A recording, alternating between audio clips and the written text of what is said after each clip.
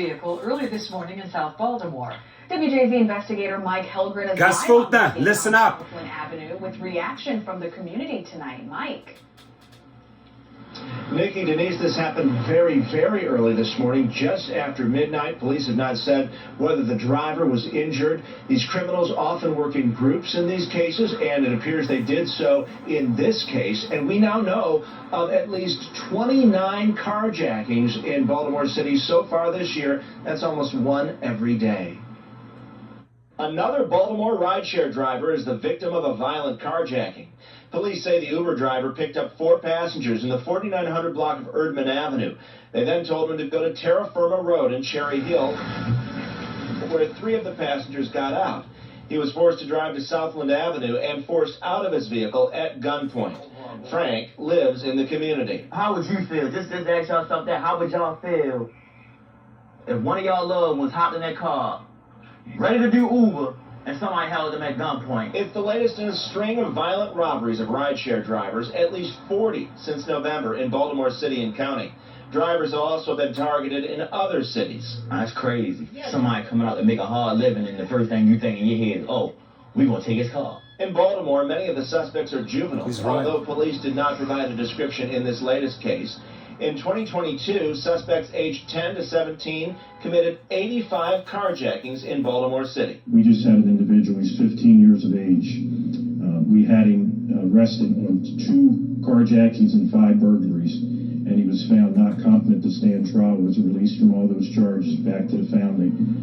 And we stopped that individual the other day in suspicion of committing 2 or 3 more carjackings. I'm gonna keep looking at it, just so I can memorize the driver that I have on picture to make sure it matches the driver within the car. So it's like, now, if that don't match, oh no, we gotta cancel that ride. And that is an excellent tip, because the criminals don't just take the vehicles, they take the Uber and Lyft drivers' phones as well, and then continue to pick up fares and rob them too. Live at Cherry Hill, Mike Helgren, WJZ. Thank you for the great reporting. I really appreciate that. Also liked what the other guy in that community had to say, right? He's spot on. Now, Gus Fuldner, let's talk about carjackings. Have you done anything about carjackings? Have you done anything about murders, stabbings, shootings, rapes, assaults, right? Have you done anything? No, you haven't. You're still sitting on your ass in San Francisco, right? Eating your caviar, drinking your champagne, right? But you're doing F all about safety. In the meantime, people out there get carjacked, shot at. This ain't funny, Gus Fuldner. You know, oh, see no evil, hear no evil, just pretend like it'll go away. It won't go away. It happens every day now, multiple times. And thanks to people like this, as we have gratitude, because they bring these stories to the media and remind people how dangerous this job is, right? We don't feel safe, we don't feel protected in our cars. It's simple, they're not doing anything, they're not spending any money.